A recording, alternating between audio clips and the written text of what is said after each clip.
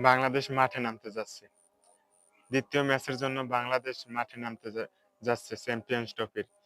বাংলাদেশের যদি চ্যাম্পিয়ন্স ট্রফিতে টিকে থাকতে হয় তাহলে এই ম্যাচ জিততেই হবে।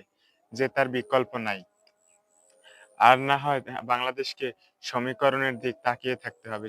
ইকুয়েশনের দিকে তাকিয়ে থাকতে হবে। তাই ইকুয়েশনের দিকে তাকিয়ে না থাকতে চাইলে বাংলাদেশকে অবশ্যই ২য় ম্যাচ জিততে হবে। যেভাবে হোক বাংলাদেশকে জিততে হবে। আর বাংলাদেশের ওপেনিং আরো স্ট্রং হতে হবে।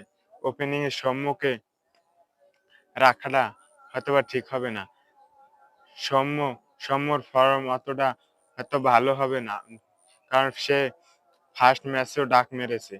সে নাকি এখন ফিট না 100% খেলার জন্য।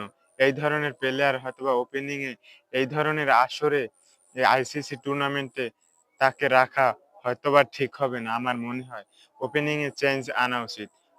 ওপেনিং এ পারভেজ হোসেন ইমনকে আ তানজিদ তামিমের সাথে আনা উচিত। আর তাহলে ওপেনিংটা আমার মনে হয় স্ট্রং হবে। সৌম্য সরকারের চেয়ে। কারণ সৌম্য সরকার সে এখন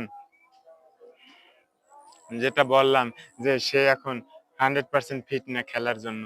তাই বাংলাদেশকে জিততে হলে সে কিছু সাহসী সিদ্ধান্ত অ্যা টিম ম্যানেজমেন্টকে নিতেই হবে।